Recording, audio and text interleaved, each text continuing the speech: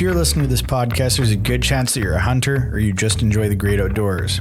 Now's the time to step up. There have been countless efforts to vilify hunters, denounce the legitimacy of the science-based wildlife management model. There's no science to this stance, and it is solely emotionally charged. We don't want to see what happened with the grizzly hunt replay itself again with the remaining large carnivores and big game species. It's a slippery slope, folks. We need to stand together. Now is the time for hunters to be united across all organizations and show our combined support. Please go to wildsheepsociety.com/act now and follow the steps. It doesn't take much time, and it will help save the future of hunting. This applies to residents and non-residents alike. Please, let's use our voice and be heard. On with the show, folks.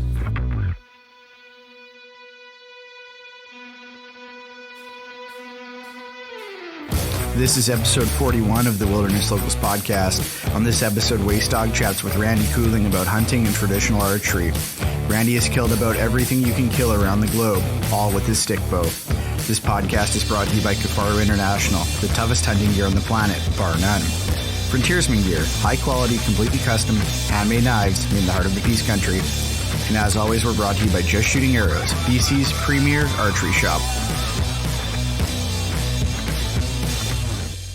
I'm doing excellent. You're out working, huh?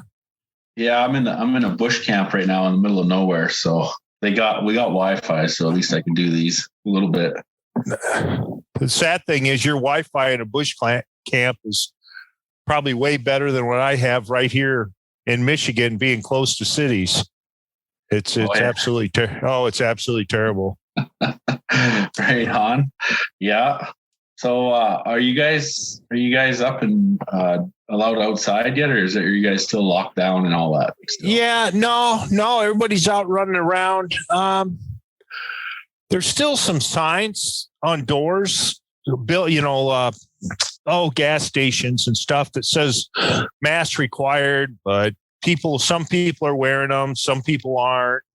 Nobody seems to be getting their water hot about it or anything. So everybody's just kind of doing whatever they feel like doing, Yeah. And it's okay. I mean, if I'm in a place where it looks, I think people are going to be wearing them, I wear it. If not, I don't. I'm not worried about it at the moment. Yeah. Yeah. They're trying to keep us locked down pretty tight up here in Canada, but. Boy, you guys are killing us down here, man. I've missed 2 polar bear hunts now. I know, it's totally insane. I've talked to a few guys down in the lower 48 there, and it's just not good. I don't know. The people that are running this country is just terrible. I don't know. It's just weird. It's just weird too. I don't know what to say about it, but. Well, the thing is, one of the things I haven't liked about it is they blanket everything. I mean, you could have a little town with 100 people of it out in the middle of nowhere, and they want them to treat everything just like people in the city are. Yeah. And it's I don't know. Yeah. But it's like I say, it's been a lot better here now. So yeah. I was hoping you guys get open back up to at least let us come in somehow, but I don't want to go get in those situations. Jeff Barr works for Lancasters and that. Oh yeah. Okay. Yeah. He's like a cousin, or not like he is. I think he's Clay's cousin or something.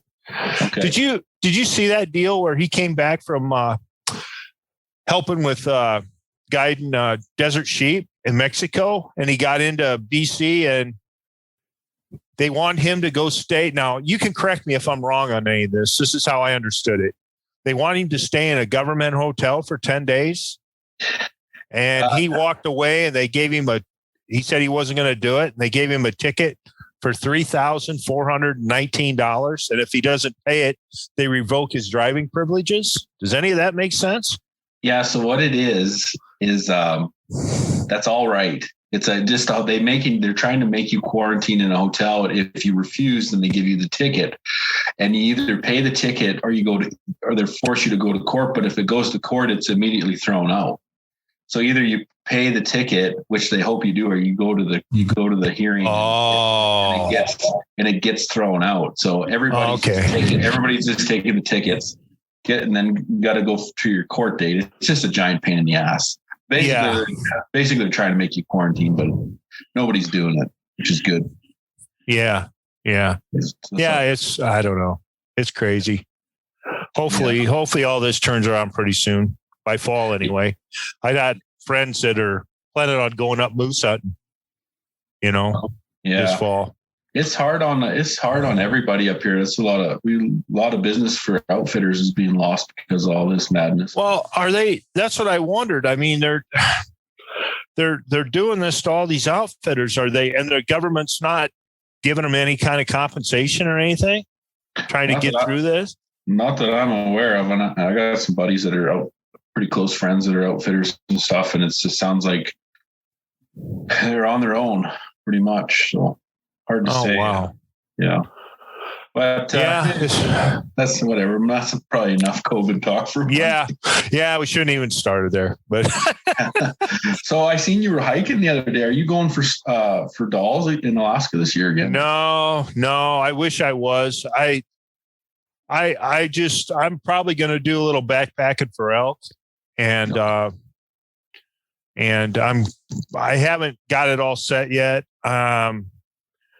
Because my hunts have been canceled this year. I had that polar bear hunt that was postponed again for till next year. I had a black bear hunt in Alberta, which obviously for May, the end of May. And then Denny and I were going to Mozambique, Cape Buffalo hunting in July. And about a month ago, Mozambique banned all bow hunting dangerous game. I heard that. So it had nothing to do with COVID or anything. They just said those countries over there just amazed me. I was going to Zimbabwe to hunt Cape Buffalo a couple years ago, and 2 weeks before I was leaving, they banned bow hunting thick skin game there. Oh, wow. So you just never know. And the money they're losing by doing that, is just fabulous. Fabulous amount, that they're losing. Just, I don't know. I don't get it. I don't know what goes on in, internal politics in those places. They're pretty volatile anyway. Mm-hmm. That outfitter for the polar bear, is he pretty good? He's been working with you a little bit on that? It's Americana. Okay. And I can't think of his name right offhand, but he's been fabulous. He's up there. I think is he up in BC? I'm not sure where he's at up there, but he has been absolutely fabulous. In fact, the first hunt that was postponed, I had all my airline tickets bought. And before I even called to see what we could do about them or what was going to happen, they all got credited right back onto my account without even asking. Right on. At least that's yeah. I can't, and he's kept me informed, best he could, with what, because he doesn't, he only knows we're not doing it. And Buddy told me that, he's keeping track of everybody, and they're just going to keep taking everybody in order of when they signed up, I had a buddy here reach out to me the other day. I think he's booked in for polar bear with his recurve. He was talking about it anyway, and he was wondering about arrow setup. So, I mean, what was your arrow setup going to be for that hunt, or did you have? Just my same old setup I'm shooting now, which is 55 pounds. Shooting traditional only bare bow arrows, those white ones, the 340s. I'm probably going to use, I've been messing with the Iron Will wide cut broadheads. And that's what I'll be going with. My Black Widow PMA with carbon limbs on them. And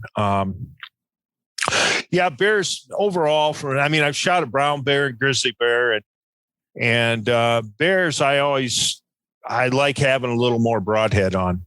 Yep. Because very well how tough blood trails can be and stuff for them.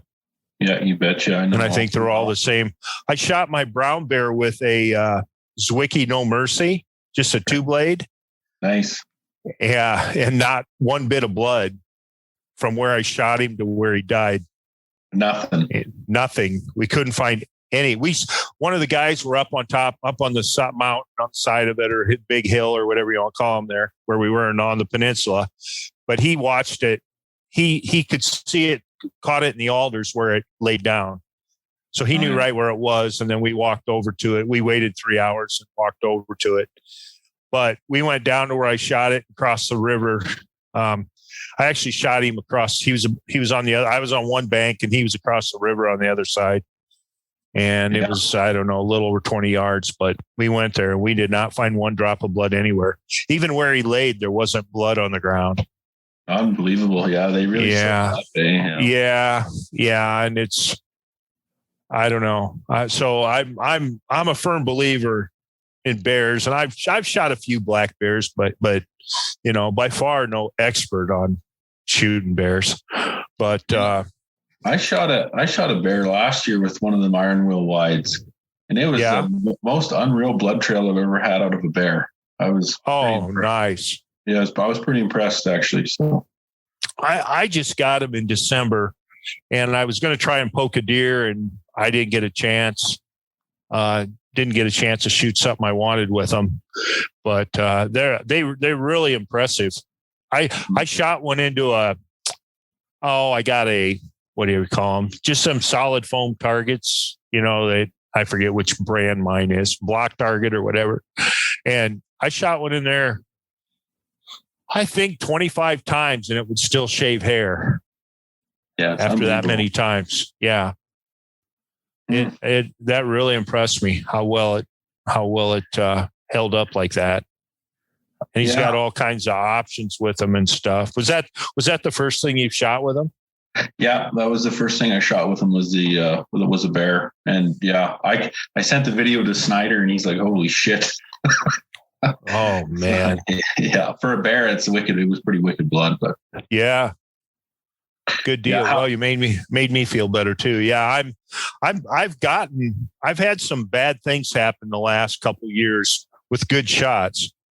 Yeah. And couple animals or one animal I didn't get, one big whitetail, and I shot completely through it, quartered towards me, and I had no blood on the ground, no blood where it stopped, no blood where and that was with a 3-blade head. But it's not a real big one. And I never did find it. And I saw a red patch on the bottom of it. It was out. It ran out after I shot it at 5 yards, quartered towards me. It ran out to 30 yards and stood there for about 5 seconds and turned and walked off.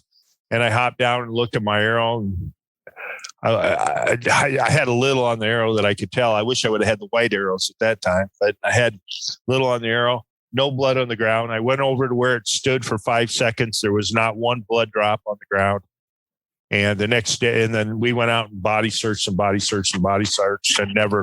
there's deer trails through thicker areas where he had to walk through and stuff. And we never found anything. So I'm going to start going to wider heads and stuff. I think. Yeah, I was talking to a few guys about that, and I actually ordered some of them. Bill just came out with some of them single bevels. Yeah. And I've only shot single bevels once, and I shot a bull moose with a longbow with a single bevel, and he only went 20 yards and tipped over, and the blood trail was unbelievable too on that one. So yeah. I'm excited to try these iron will single bevels. Which broadhead was that? Oh, that was a DRT single bevel, and they're not the best. Oh, head, but yeah. Okay. I used to use them a little bit. I'll tell you what. I shot a water buffalo in northern Australia, a big old bull, and I buried to the fletch. He was slightly quartering away with a 160. Now I had in more in the end, but the broadhead itself was that 160 grain grizzly. Mm-hmm. And that bull only made it 100 yards and went right down on his nose. He took off running and then made it 100 yards and he went right down on his nose. I watched him. Yeah. And that's only a 1-inch wide cut broadhead too. I think them single bevels are more dangerous and more effective than guys think. I've only used them once and I'm going to try them again here this year.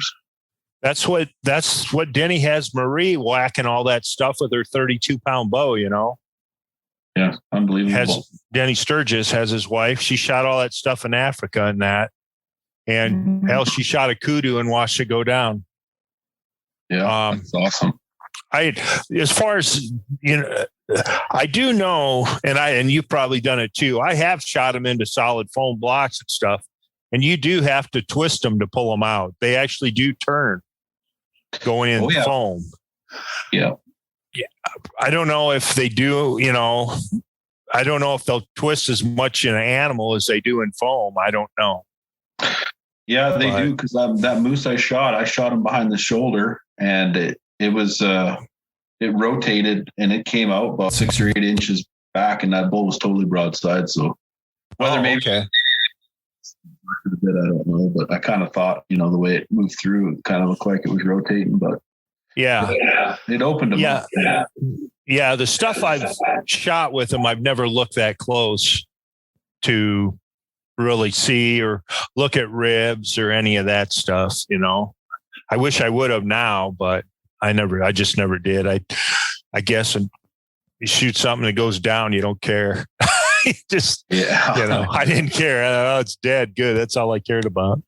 Yeah. If I see him tip, sometimes I don't even go look for my arrow. I just go. Over. Yeah. Me too. Exactly. Where are you going for elk this year, Randy? I'm probably going to go to Colorado on over the counter tag. That's all I got lined up. I haven't really planned anything out. I want to, in fact, I got a call this week. I'm trying to line up a pilot to fly me and drop me off to caribou hunt up in Alaska in August. Awesome. And I got to see what they're doing up there. How they're handling, how those pilots are handling things. But, and then Colorado, I can't stand not to go elk hunting. And we tried drawing Montana, didn't get that. And, it's always a problem with those draws, because I have 14 or 15 points for Arizona elk. I got like that much for Wyoming. And, when you don't know, they're not guaranteed, but you try to space them out, over the years when you think you got a real good chance of drawing. Because I'd hate to have to draw multiple tags in a year, which is kind of a stupid attitude, because I've never drawn hardly multiple tags in a year, in the same year. Yeah. Yeah, I know for sure. You put in for tons and tons and tons of things, and down here, and how's the I hate to jump around a little bit. I want to ask this too, but how's it been? How's the white shafts been received? Are you guys doing good with those? I'm doing pretty good. It's actually kind of slowed down right now, which I don't know why, but sales slowed down right now, but everybody that's getting them is loving them. And I was apprehensive when they were coming out, but once I got my hands on some, they gave me some to test before, way ahead of when they got them in. And that coating on them is just fabulous. I mean, as far as I'm concerned, and I've shot lots of different arrows. Anymore, most all the arrows are decent arrows, when you talk about, you can buy cheaper ones than that, but as far as killing something, all the arrows are decent arrows, but these really stand out. And that coating, I haven't had that coating scratch yet from shooting them in the ground in that. And I know Denny shot one of those shafts 100 times into pea gravel and 100 times through plywood, and it never scratched the coating. And they glow well. When it's getting dim, you can see them really well too. They stand out. They're so smooth as far as I gotta believe if guys are shooting them off the shelf or that it's their shelving material should not be wearing near as much as it does with regular carbon shafts. Yeah, because it is so smooth. I got a dozen of them I bought this year for bear season here, and I'm loving them. I think they're great. Just for even. Yeah. Do you shoot off the shelf? Yeah, I'm off the shelf with them. Yeah. Yeah. And how is your shelf holding up better? I mean, or it is. Yeah, not wearing out and stuff. Yeah, 100%. Yeah, it's not wearing out. It's not digging in like normal carbon shafts do. But with these, yeah, everything seems good. I'm really liking them. I'm picking up my Aeroflight so much better with those things than the normal. Yeah. Yeah. What are you doing on the ends of them? Are you using a collar or are you using a footer of some sort? Like I use Easton bars, the broadhead adapter rings, the little tiny ones. Are you putting something over the end? Yeah, I actually just ordered a dozen of them iron wheel components for it. Mm-hmm. But this last dozen, I just fletched off of these white shafts. I had some gold tip 75 grain inserts and then gold tips ballistic collar. Yeah. 0.2042. So everything fit up. Yeah. Yeah. Nice. And I just used that for bear, but I'm going to use these iron wheels going forward. Mm-hmm. Yeah. I was talking to some guys down in Baltimore a couple weekends ago or that they were using those gold tip ones. Really liked them. Yeah. It's like a 75 grain insert and the ballistic collar, shock collar, whatever it is like 11 or 12 grains on it. So. Oh, okay. Yeah, and then you really want to have something. Yeah. I'm sorry if I'm talking over you. Sometimes it's like I don't hear, like you're cutting out a little bit. Matt. Yeah, it's just, I think there's a delay on it because we're, so far apart. It could be what it is. I don't mean to be talking over you though, but. Oh, that's okay, Rand. So, no, you need something on the end of those because pretty much if you have something on them and you hit a rock or something really hard, that arrow's going to take it pretty good. I think I've broke one on a really bad glance off, but it broke up above. Like you put that iron wheel footer on and those inserts and everything, you're not going to break down at the end. You're going to break up in the middle of the shaft. Normally I found shafts break about 8 to 10 inches above the collar and the points and stuff when they do break. Yeah, I find the same, but them outserts are real nice. They kind of help just that side load impact kind of snapping your shafts there. So yeah. But I got a bunch of questions, Randy. I put a thing on IG this morning there. Okay. I don't know if you want to answer a bunch, but everybody's got questions, a whole bunch of questions for you here. So no, that's a good idea. I figured we'd start running through some of these here, but so I got a guy asked, what's been Randy's most successful tactic for killing elk? For killing elk? Yeah. I liked hunt by myself, and normally I like to call. That's how I like to kill them. If elk didn't scream so much and that, I probably wouldn't, be so up about hunting them. But I've been hunting them almost every year since 1981, and I just fell in love with them. The big thing is getting in as close as you possibly can before you start calling. Because once you start calling and they hear you, you can push them off. Especially, it seems like more and more now. I don't know if it's really from hunter pressure or what, but it seems like that it's harder. So my best luck has been finding them and then moving in as close as I can. Maybe trying to get them to answer again, to locate them, to see where you're at after you've moved in, but not over calling. Yeah. And then once you get in really close, you got a better chance of them checking you out. Another thing that I found works really well is imitating them, and whatever sound they're making, you make the same thing. And not only in the sound itself, but also in the duration. It seems that it can irritate them if you do the copycat thing on them. Yeah. Yeah, I'm similar to the same technique too. I like to just locate and then move in fairly tight and then just. I'm not a big call. Like some guys will call just nonstop.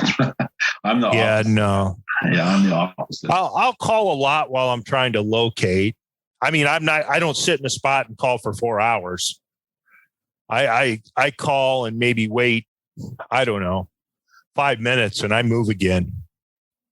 The only thing you got to watch sometimes, and it's happened to me quite a bit, is that if you have a bull fairly close to you when you're calling, they'll come in unannounced. So even if you do set up to call to locate, you want to be on your toes because a lot of times one can just pop up looking. Yeah, come in silent. Yeah, absolutely. That's pretty good. Yeah. So I had another guy ask, he wants to know how many bears has Randy shot? Oh, I haven't shot. I think I've shot maybe 3 or 4 black bears, 4 maybe. I'm not sure. And then I've shot a brown bear and a grizzly bear. Mm-hmm. And I was fortunate. I got the brown bear on my second try on the peninsula, and I got the grizzly bear on my first try up in Unalakleet, Northwest Alaska. So I was very, very lucky because a lot of guys going with any archery equipment, it can take 4 or 5 times to get a shot especially on a brown bear. Was your brown bear spot in stock, Randy? Yes. Yeah. And same with your grizzly? Same with grizzly. Yeah. Oh, awesome. Yeah. Awesome. It was. I mean, those big bears for me are just they don't look like, they just don't look like normal. When you see a really big one, I think they're just an awesome animal to hunt. I'd like to do it more, but there's stuff I don't have and it costs a lot of money to hunt them. Yeah, it's unbelievable. It's actually a bucket list hunt for me. Get in on a grizzly or a brown bear, either or. Yeah. But, those grizzly bears, like up in Unalakleet, those grizzly bears up there are pretty darn big because they're on the coast up there. So they get pretty decent sized. Yeah. Well, that's awesome. Once you guys pack them out, or how did you guys get them out of there? Yeah. Backpacked it out. Yeah. Yeah. And then the grizzly bear hunt, it was so hot that we hunted from 8:00 at night till 8:00 in the morning, hunted all night because it never got dark. That was in June. It'd get a little dim, about 1 in the morning or something, but yeah, that was and then actually we were sitting in camp at 2:00 in the afternoon, my guide screaming at me. I'm laying there, my shoes off, just trying to stay cool because it was getting so hot during the day. And he screams, "There's a bear. We got to go. It's a good one." And he took off after it. I caught up with him. He went up over a mountain, over the top of the hill, and I caught up with him in the packer. And we ended up sneaking in, getting the wind right. He laid down in a big, giant patch of alders. And I actually sat there from like 4:00 in the afternoon. I sat down with my bow in my hand, and at 11:00 that night, the bear walked out in front of me at 30 yards, and I came to full draw on him. And he turned right when I drew. He turned to start walking straight at us, and he only came 5 yards and turned broadside, and then I shot him. Awesome. But yeah, I sat in the same spot for 7 hours waiting for him to get up. We could hear him in there rolling around, breaking sticks and stuff. He was laying in there sleeping. Yeah, it was neater than hell. They're so big, eh? They are. They're just. I wish everybody could do it. It's just so neat. Yeah, definitely a dream hunt for me. That's for sure. So then I had another guy ask, what's your most memorable hunt and your most memorable miss? Oh, well, memorable hunts are the big bears so far. I was on I hadn't been to Kodiak, and I drew a tag there to go on a backpack hunt for mountain goats on Kodiak Island. And that was a fabulous hunt too. I mean, it's right up there with my bear hunts. It was just a great hunt. I've been on bunch of dialed sheep hunts, actually 5 of them, a couple horseback in Alaska and 3 up in the Northwest Territories. I love doing that. I wish I got one. I haven't even drawn my bow on one yet, unfortunately. But my most memorable miss. You mean complete miss? So, I had a buddy one time that we were in an elk camp, and another guy rolled in, a buddy of ours, and he says, I missed an elk, and my buddy says, the whole elk. So, well, that's what I was. I mean, I've had one shot that really sticks in my mind and haunts me is I had a giant 10-pointer in Iowa at maybe 7 to 10 yards, quartering away, and I laced him. I mean, I thought I just laced him.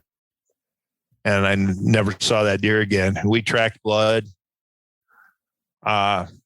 We tracked blood for quite a ways, and then we'd find specks and stuff. But as far as I'm concerned, that was a miss because I didn't hit where I needed to or where I should have. I don't know.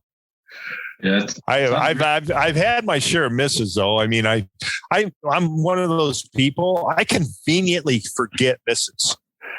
And unless somebody's with me on a hunt, I've told them about how, if I come back and say, oh, I missed this deer tonight or something, I'm pretty good at forgetting about it. And I got to be remembered later, about it. I think us as traditional archers have to have a pretty short memory. Otherwise you wouldn't sleep very good at night sometimes with the misses, but yeah, well, things happen. Things happen to everybody, but now and then. Yeah, that's for sure. So I got another question. What are some advantages of the Safari Tough back quiver while hunting?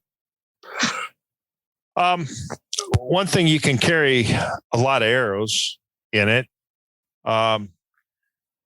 If you are in a lot of brush, it's a great way to not be having your arrows knocked out of your bow and knocked off your bow while you're going through brush. It's what you do is you swing it around. It'll slide and swing right up to your chest when you bend over to walk through stuff, and you can protect it. Couple reasons I went back to using it is I don't like, for me, having all those arrows. And I shot a bow quiver for almost forever and a day. I mean, I used one for a long time. But what I found out is when you're out hunting in like open places where there's lots of wind, and I've actually made a bad hit on an elk because of that. If you don't have all those arrows and that big parachute on your bow, the wind doesn't catch it to blow you off, to blow you sideways or make your bow jump a little. It's not, nothing's perfect, but it does take a lot of that air out. I've got now, so I'm going to be coming out here. I've finally got most all the parts with the 2-arrow bow quiver. So when I say I'm not using a bow quiver, I do have a super lightweight one I'm coming out with. It's going to only hold 2 arrows, and the whole thing, I don't know. It's probably going to weigh about, maybe about 6 ounces, something like that, 5-6 ounces. Not going to weigh much at all, but it's very durable. I've been bugging you about that for about a year now. I just finally got all the arms from them. This getting stuff from factories and stuff. I was supposed to have them 2 weeks ago, and they messed them up and made them wrong, and so I just got them, and I got them, and I got to just make sure everything else is going to fit right on them, and then I'll finally have this thing out. But and not only that, the back quiver protects your fletches from any rain. It's got a solid. I've redesigned them than what guys had like a year ago or so, and they have a solid plastic sheath in them now. I've added a D-ring just above the hole where you reach in to grab the arrow, and that D-ring is to take a carabiner and hook on your backpack. And then you can use a strap to like stabilize it if you need to, and if you want to stabilize it wherever you want it on your pack. There's a rain cover that goes over the bottom, keeps the snow out. Obviously, the rain, pine needles. When you're hunting in lots of pines, it can fill up with stuff, and that it'll keep everything protected well. Yeah. I have a buddy that's using that quiver of yours, and he loves it. And that's what I like. So I've been using cat quivers for quite a while now, and I want to get one of yours. I want to get one of yours, and it would really match nice with that 2-arrow quiver you're coming out, just so you have a couple arrows handy, ready to go, right? While you're hunting, and the rest are on your back, ready to go. So yeah, I did miss a mountain goat, although that. Like the back quiver, use it enough. It's just like anything. If you use it enough, it's no big deal. I missed a mountain goat at 30 yards bedded down, and the guy, and then it got up and I ended up shooting it. But my guide told me after, he says, I couldn't believe how fast you got an arrow out of that thing. And it's all just a matter, just like anything, you use it over and over and over and over. You just get better at it. I do like it that you're making it so it can go to a pack, because I know the downside with those cat quivers I was using was you almost have to customize them to put them to a pack. I guess they come with their own pack, but if you want if you want to strap them to a good pack, it's a pain in the ass. Yeah, and it just, and mine should hook to about anything. I've had it on multiple different packs and stuff, and the carabiner originally I put on there just to keep it'll hold it, because if you just strap it, it could tend to want to slide down through or that. Mm-hmm. So the carabiner keeps it exactly where you put it. And I'm also coming out with a new probably this week with a new strap to go on it.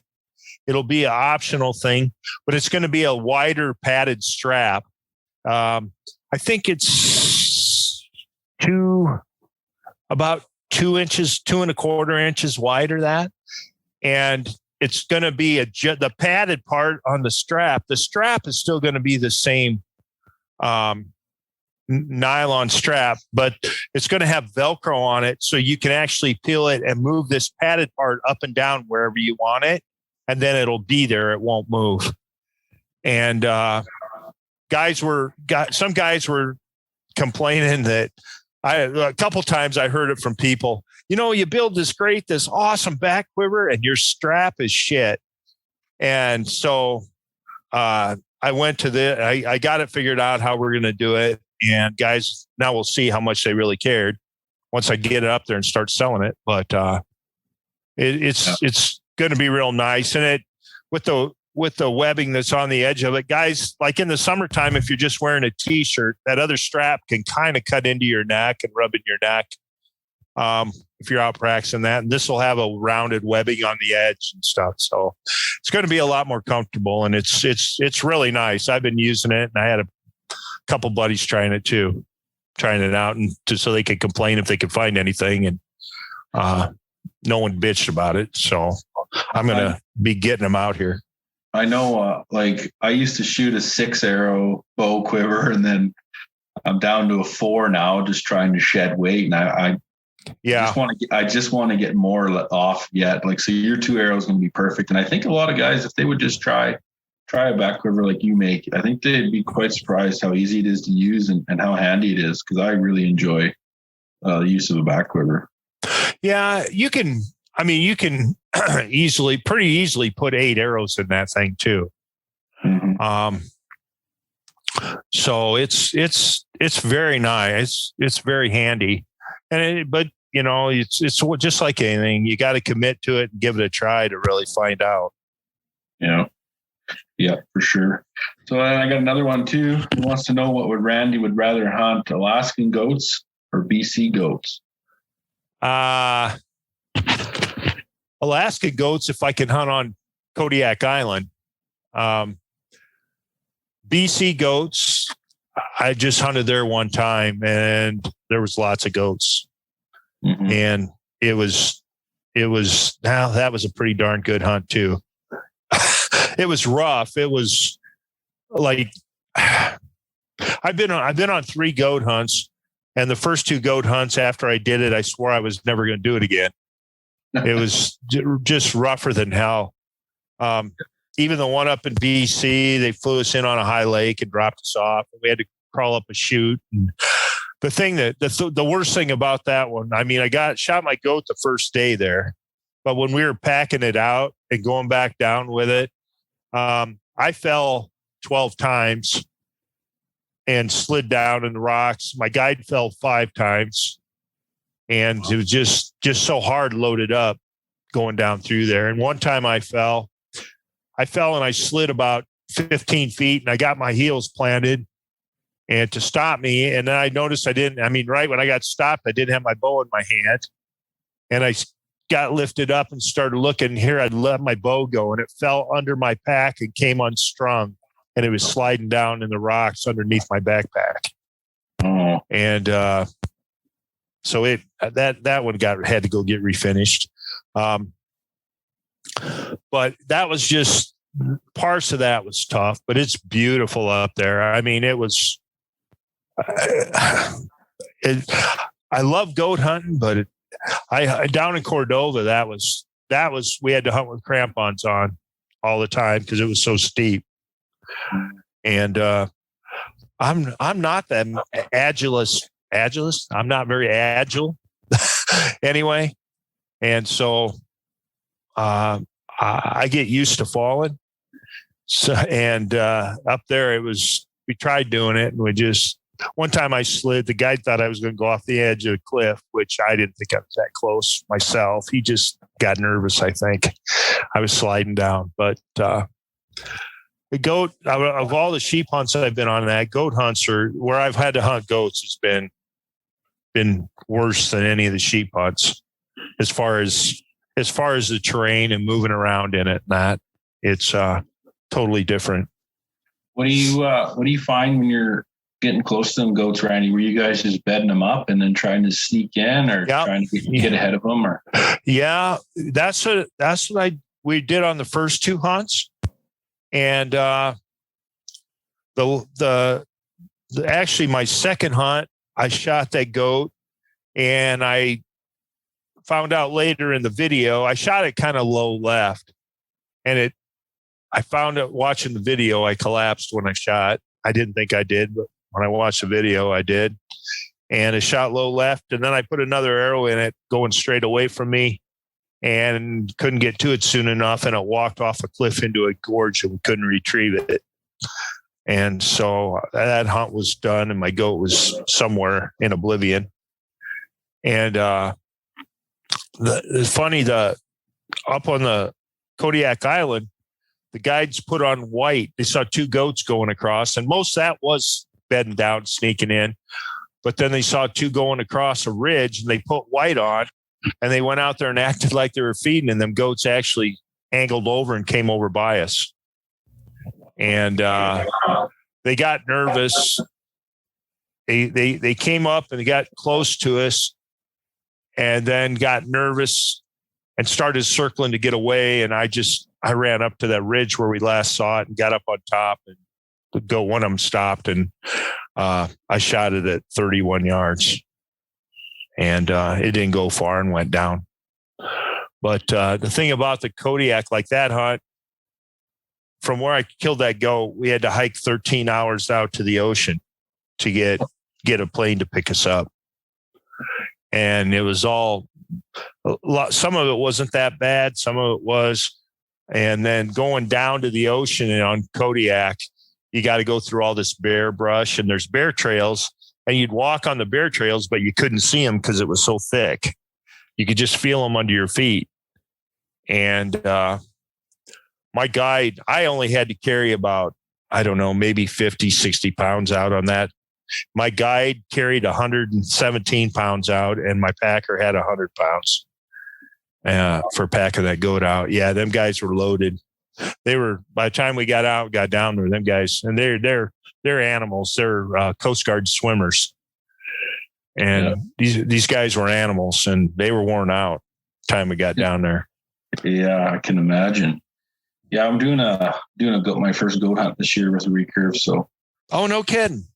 Up in British Columbia, so we'll see how that goes. Same deal. You plane flies you up high and drops you on a lake, and I don't think we're gonna fly in. I think we're gonna be hiking in. Oh, no kidding. Oh, yeah. Look at you. I'm still pretty young, so I got some good legs yet. I'm sure you do.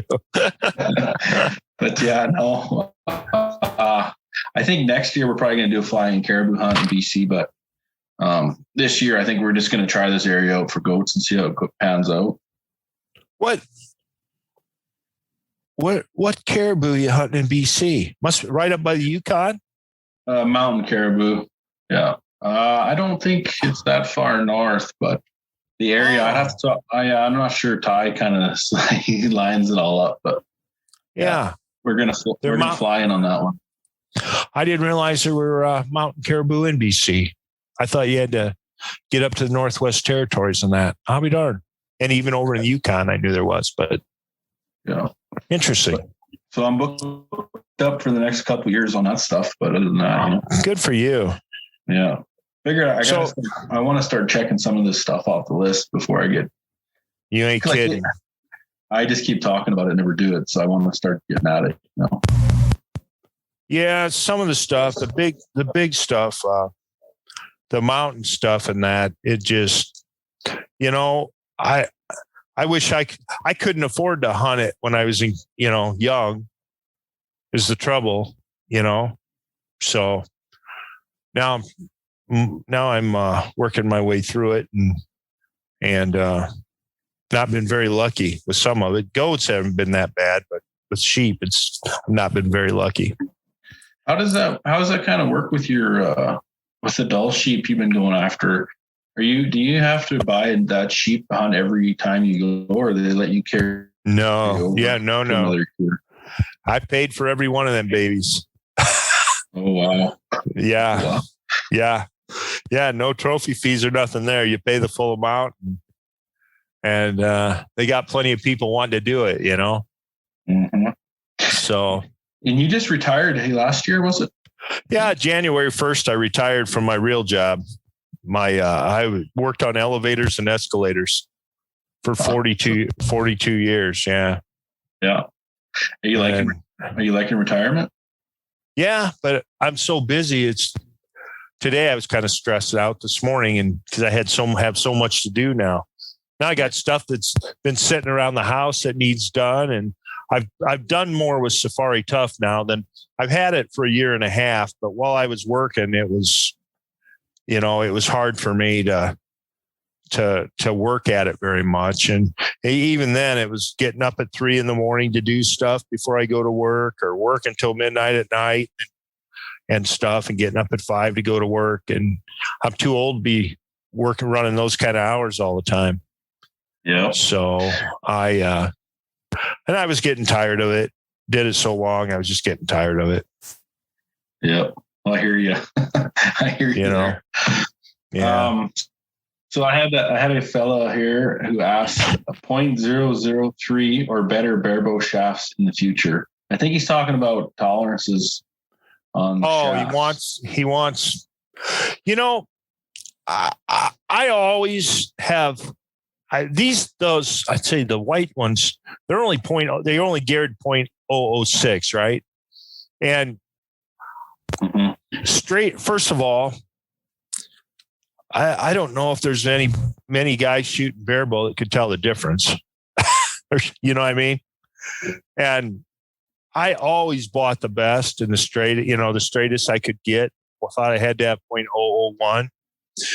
But in reality, your spine of your arrow is so much more important than the straightness. And when I start using new arrows and stuff, I usually spine a bunch of them out of, not out of the same dozen of that, because that's what'll kill you is having different spines, and then you just fletch them all up. And I had one gold tip one time that I think they mismarked it, but it was like one whole spine off. And and here shooting and wondering why this arrow's giving you fits and you can't figure it out. And I finally put it on a spine machine and saw it was way off. But as far as .006, .003, it's not, the more you cut your arrow down, the straighter that is too. The straighter the arrow is going to measure. I checked the spine on them, on these white shafts, and they've all been really good. I can't really say I even had any that I had any doubts about. They were all really consistent. Well, they're an Easton Axis arrow, which has been around for a long, long time. Mm-hmm. Do you think that coating kind of adds a little stiffness to them, Randy? Or I know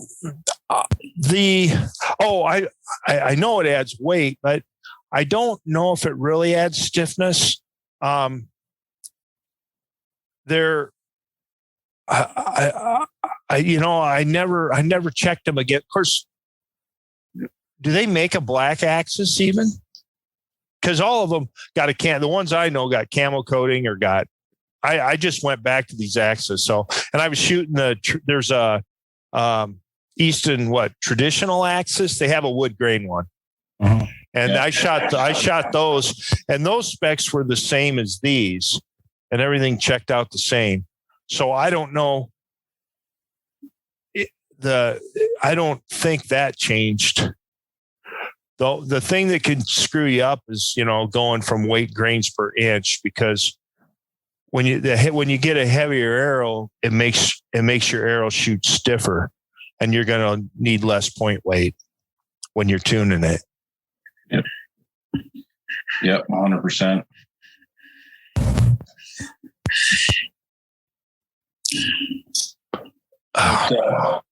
Can you hear me still? Yeah, I can hear you now. You were cutting out there. Yeah. There's a storm rolling through, so it's messing up the internet, sounds like. Oh, geez. But a guy named Kyler Nelson, he asked muskox with recurve. How was that? Yeah, I know him. What did he ask? He asked muskox with the recurve. How was the hunt? Oh, that was a great fun hunt. My buddy Denny shot a Boone and Crockett muskox with them. We were up there mainly for Denny. I'd already shot a couple muskox on Victoria Island, and we went up there just mainly. I went there with the idea of I wanted to shoot a Boone and Crockett one or nothing. I've never killed a Boone and Crockett animal that's true Boone and Crockett for the all time books. My brown bear and my grizzly bear made Boone and Crockett for the scoring period, which is just a little bit less is all that's required. We did get on one that was, and Denny even thinks it was bigger than his. And we did get on one, and I just couldn't get in. They got too spooked, and I couldn't get in and kill it. And, that was the only one I really had an opportunity on. But it was a great hunt. We had good guides. We had a lot of fun hanging with them guys. I always have had fun hunting with Inuits. They always seem like they're kind of the people I've always had have been jokers and just very, very nice people. I've really enjoyed it when I've been hunting up that far north. I think Kyler runs a pretty good outfit up there from what I've ever seen. Yeah, I think so too. I'd go back there and try that again. Mm-hmm. Yeah, he does good with the wolf hunts too. I chat with him about that one here and there, but he seems like he's always got a few hanging up. Are they just call them in, or can they bait them, or what do they do that time of year to get them? I think Kyler's killing them any way he can. But I think they're for his hunters that run in baits. But yeah. But Kyler, I think he does a lot of snaring and trapping too. And, does he? Yeah, I see him showing wolves all the time. He clean like him and Will Huppard's another Alberta guy. I think they're the only two guys that are really like. Maybe there's some more guys doing it, but they don't turn numbers like those two guys do. I can tell you that. Yeah. You can never get rid of too many of them damn things, I don't think. Not up in this country, no. No, not anywhere. I had another guy too. He asked, what's the best advice Rod Jenkins ever gave you for shooting? When in doubt, pull harder. Yeah. God. My worst demon is that I rest. I can draw back, anchor, get on the target, and then my expansion is for some reason I have a hell of a time doing it. Usually it's because I use my forearms all my life so much that I don't relax my forearms, and then you hang on to the string too much, and the only way to go is to you end up plucking the string and pulling out because you can't expand right with your back when you're pulling too much with your forearm and your shoulder. So, but if you're having a hard time and things aren't going well, the best thing to do is you can never pull hard enough to get through the shot. Yep. Keep pulling. There you go. Keep pulling. No, that's right. I mean, even when you're anchoring and aiming, you got to be pulling. You still got to be pulling and not resting. Yeah. It's so easy to put your hand against your face and put it against hard and then sit there and kind of rest, and you once you rest, once you relax, it's like guys overdraw and go to their anchor. Once you start giving up muscle tension and that, it's a very, very bad thing. Yeah. I had a fella message me the other day, and he was dragging his ring finger, and he said it was just killing him. Mm-hmm. So I think with that, what happens, a lot of guys drag their ring finger, and I think it's what happens is they stop pulling on the shot. Yep. And they're collapsing. If you're scrubbing your fingers, you're collapsing. Yeah. So I give him a few tips that I didn't tell him he was collapsing, but I just told him a few things to do just to make him keep pulling. Yeah. I used to be a lot more. I get lots of calls about that. Guys want my tabs. They call me and they wonder if I can make the tab with the part that goes on the string a lot longer. And then I send them a picture of my hand with my tab on, and half my fingers are sticking out the end of the tab. Yeah. And because they're scrubbing their fingers. And I used to be a little more diplomatic about it. And I'd ask them, I'd make up some other questions to ask them, just trying to be nice. And because, I hate giving shooting advice to people that aren't really going to welcome it. Yeah. And so, but then I've got now, because I get so many calls about it, and everybody's received it well, that I just say, look, guys, if you're scrubbing your fingers, you're collapsing. I mean, I was just nicking the end of my middle finger one day. I mean, just nicking it every time. And I thought I was shooting a great shot and shooting good and everything. And I was hitting well, but I was nicking that. And I called Rod up and I said, Rod, I'm just nicking the end of my middle finger. He goes, you're collapsing. And I said, come on, man. And he goes, video yourself. And he's right. Rod knows. He's seen enough and seen enough people, and he's won stuff himself, and he's coached lots of champions. That guy knows what's going on. He truly does. And I that's one thing, especially guys starting out. I tell everybody, the first thing I tell them is they should try and get a coach if they can. Get to a coach before you get all these habits like I've got for 40 years, these bad habits. I think too, with the way that traditional archery has exploded the last handful of years, and so many guys, they're just looking for information anywhere they can find it. And I think sometimes they're getting wrong info from different people. I'm sure they are, because there's plenty of people willing to give advice. I know that. But there's, I mean, and there's for a real reasonable amount, for $15,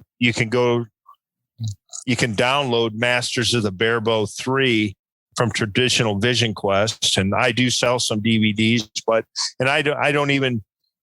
you can go to Traditional Vision Quest, have it right there. And that is some of the best advice you'll ever get. Rod Jenkins is on that one. He's on all 5 of them, but that number 3 is by far the best one. And you can download it, get it right away. If you go to mastersofthebarebow.com, it'll just save you so much hurt. It really will, especially if you're starting out, because it's not easy for everybody to get to a coach, and that. So, and there's other stuff you can find in that is good advice. I mean, there's other people in that too, not just Rod, but if you're not wanting to spend a lot in that's about as good of advice as you can get is off that video. Especially like up in Canada. Yeah. I don't know anybody. I'm pretty plugged into the traditional scene, and I don't know anybody that coaches up here. Actually, there's a club up in the Yukon that's flown Rod up there twice to do clinics now. Yeah, I do know that one. A buddy of mine, he's part of that club, but the Alberta and BC and Saskatchewan, hey, that's maybe a little, I don't know, niche for you there, Randy. Come up to Canada and do some courses with Rod. Yeah. Rod will too. I mean, all you get 12 guys together and have a place to do it, and he'll come up. I mean, that's all he does now since I got Safari Tough from him. Mm-hmm. And I say all he does, but he's been doing it a lot more. And do they have like around where you're at? Do you have like a traditional club at all, or just a club that has a bunch of traditional shooters in it, or that? There's a club like where I live. But I think there's me and one other guy that are the only traditional shooters there. And then, so the rest, there's 150 or 200 compound guys. There's not very many trad guys here in Alberta, but that's a good idea. I should talk to Rod and see if I can't, get a group of guys together and maybe put something on in the city or something. Yeah. I mean, even if you got a long enough draw, hell, guys will drive 2 hours or 3, especially up there when that's not an uncommon thing. Probably is drive 2 or 3 hours from all directions to get there to do it. I don't know, but I would think so. You could talk to him anyway, I know, and see what he says. But I know he'd be glad to come up there. Yeah, I'll try and line something up on that maybe. But I had another question here too. A fella was asking, how the heck does Randy get good arrow flight with 2-inch blazer vanes? They're actually VaneTech HPs. They're the same size as a blazer, but they're softer. I figured somebody must have seen it and then they figured it was a blazer van. Yeah, they would look like a blazer, but they're not. And when I was done brown bear hunt, I brown bear hunted the first time on a boat hunt for 14 days out of Sitka, Alaska, and it rained every single day. And we hunted only afternoons when the bear were mainly moving. And it didn't matter. I didn't know what real rain was till I hunted over there. And it'd just be downpouring. And you couldn't see off the front of the boat. He'd say, well, time to go hunt. And we'd get dressed and we'd jump in the skiff and we'd go in and go hike a river up into the timber and stuff, looking for bears. And my feathers were flat all the time. Luckily, and I was using a bow quiver then too. And luckily we could dry things out at night in the engine room. But anyway, after that hunt, I swore I was never going to fight the feathers like that again. And I came home and I bought, I don't even know, 10 or 12 different kinds of vanes. And I tried them. I mean, from super low, long, low ones, I tried everything I could get my hands on. And these VaneTech HPs were the only ones I could get to shoot off the shelf. And they are exactly the same size as a blazer, but they're softer. And I could shoot them cock vane up and never had a bit of problems with them. And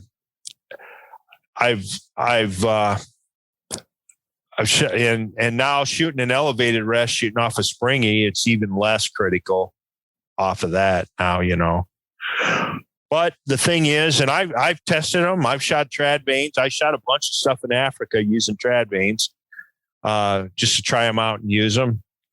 I think everybody that shoots with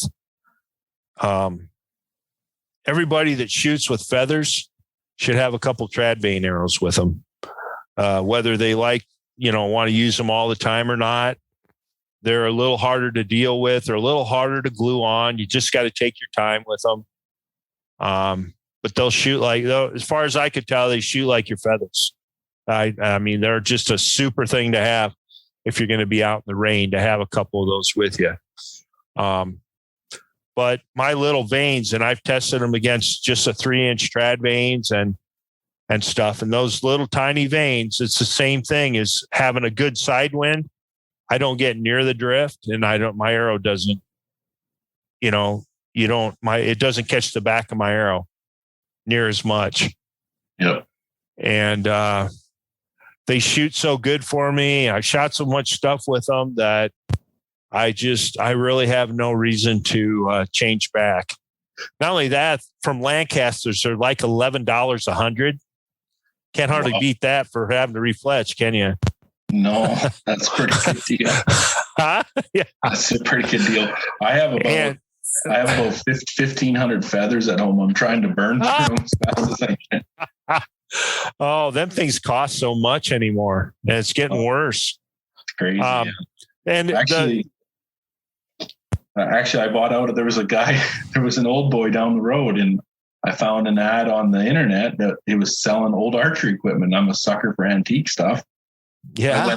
I went over there, and he had an archery shop from the 80s that in his garage, and he had like 2,000 feathers and old bear archery equipment, oh wow, all in the original packaging, some old Fred Bear stuff, and so I bought it all for $100. oh my God, he thought he was getting something. Yeah. Wow. Yeah, so that's nice. So that's nice. Were any of them real turkey feathers or? Yep. They were. No kidding. He had a bunch of that, a whole bunch of everything. Wow. Nice. Those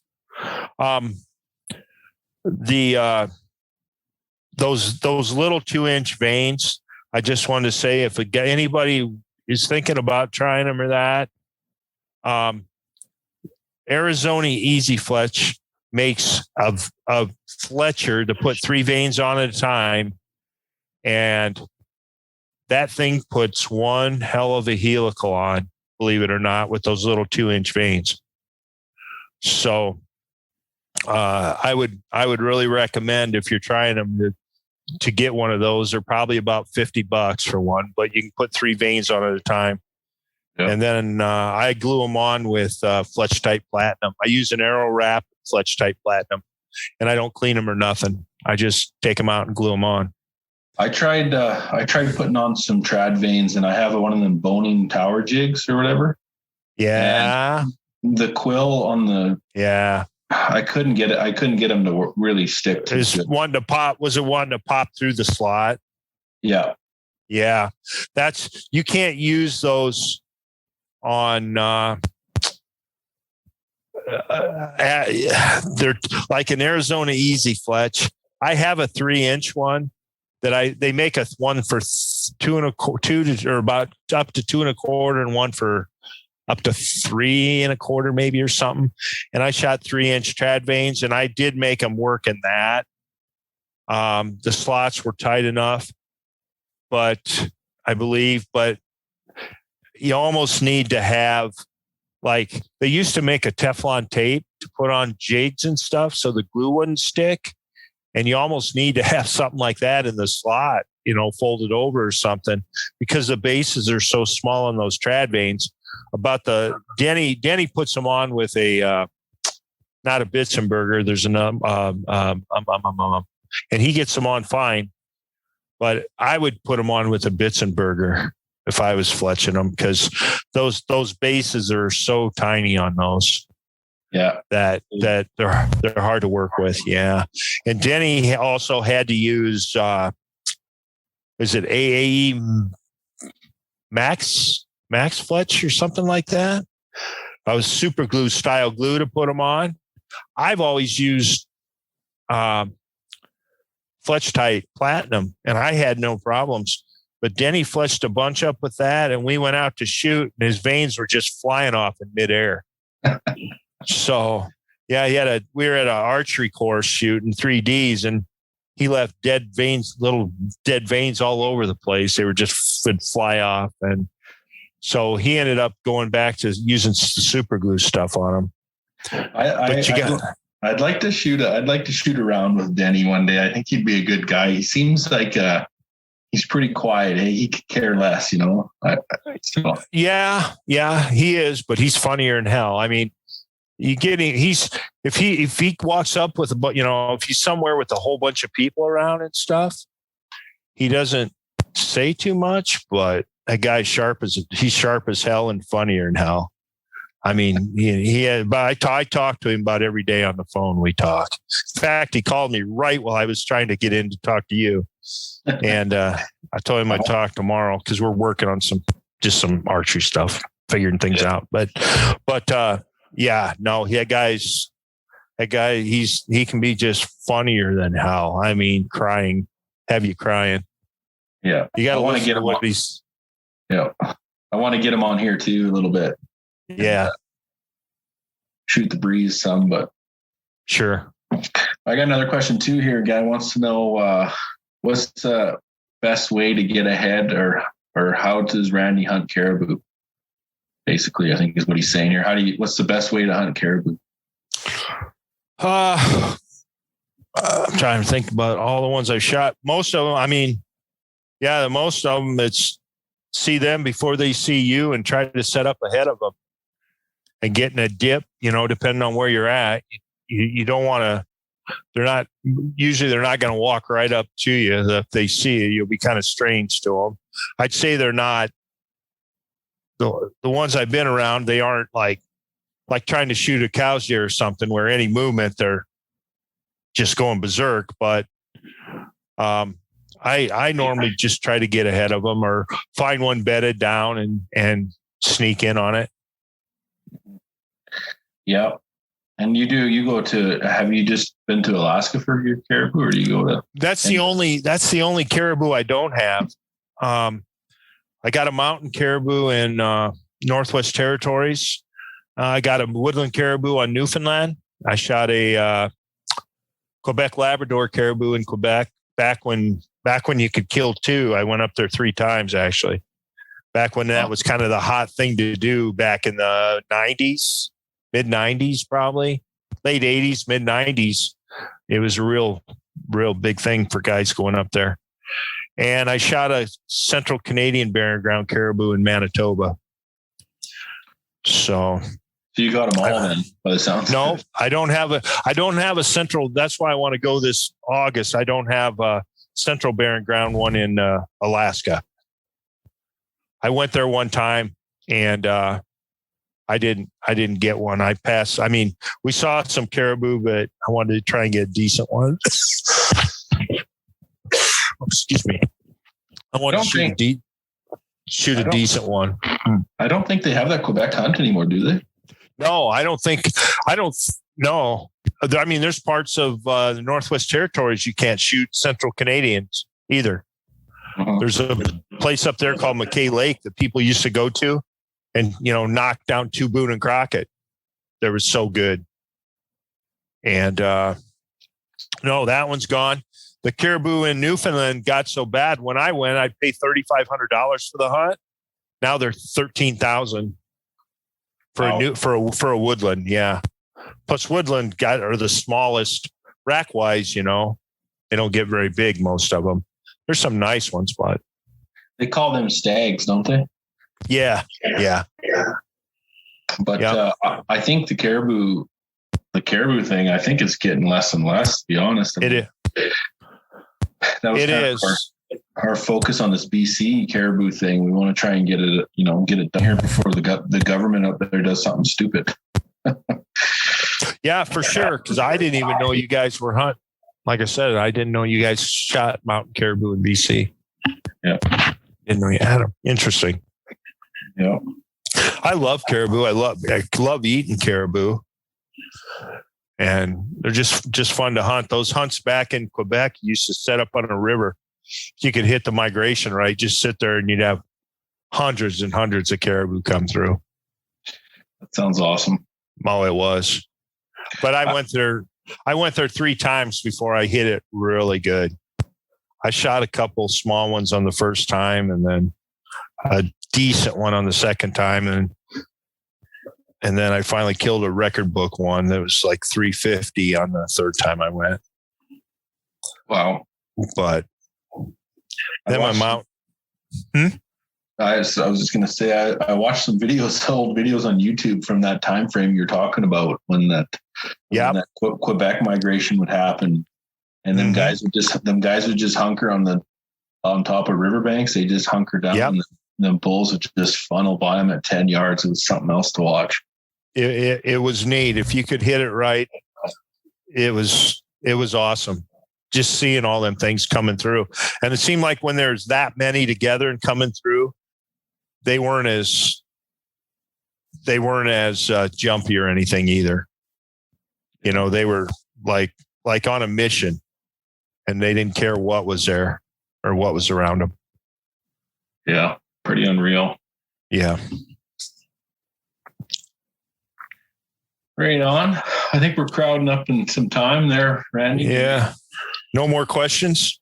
No, I think we can. There's some stupid ones, but we'll leave them till another time. But no, I think we pretty much got through everything everybody wanted to ask. But thanks for coming on. And anyway, there's just one more thing I wanted to bring up, and it's got to be after this happened here in the last week or so, it really got me irritated.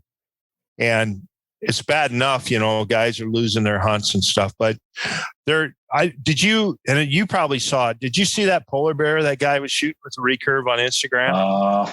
Yeah. Did you read through all them comments? Yeah, I seen it. Yeah. We don't have to worry about anti-hunters. We got to worry about hunters. Yeah, it was pretty unreal. I seen parts of that. I just couldn't believe it. It was just, some of them guys were saying there, I've been hunting. I went to their page and looked and you had a hard time finding anything to show they were a hunter, but I don't know. It was just, I was just shocked the stuff people were saying on there. that were hunters and stuff. I mean, there's no way and that's why they lost.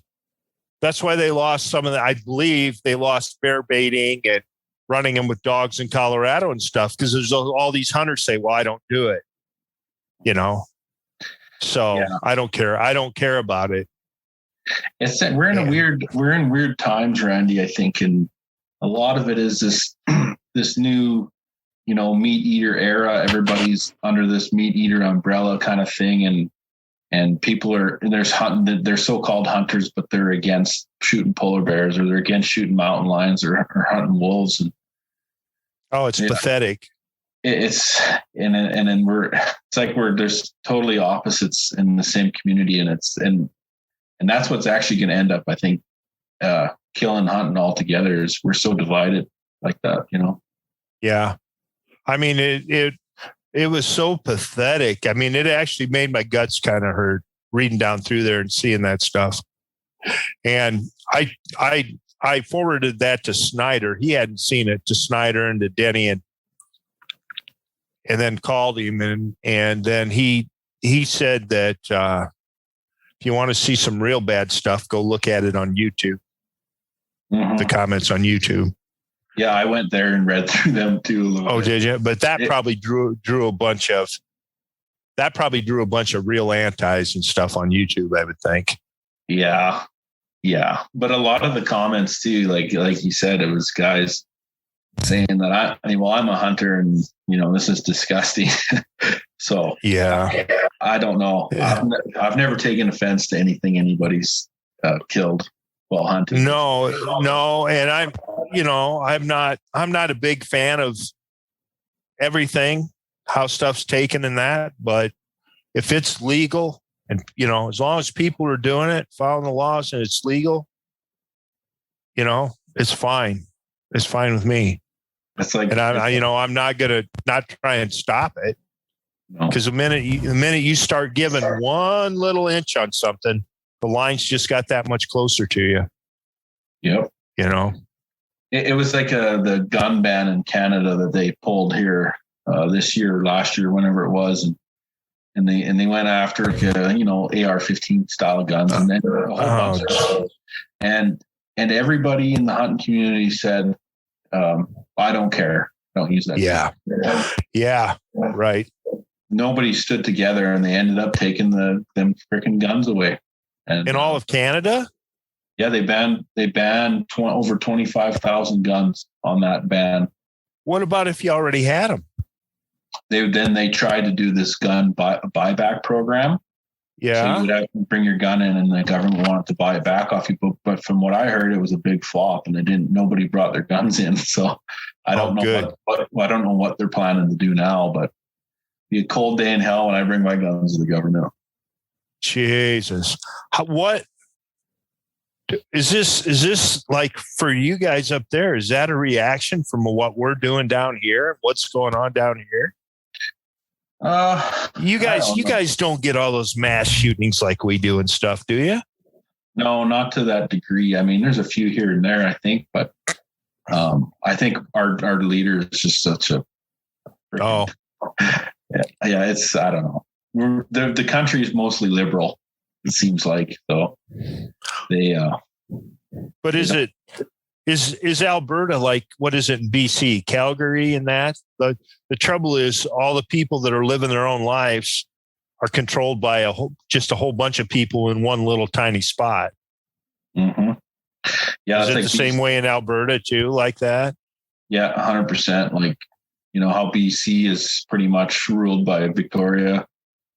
Or Vancouver, sorry. Vancouver, yeah, that's what I meant.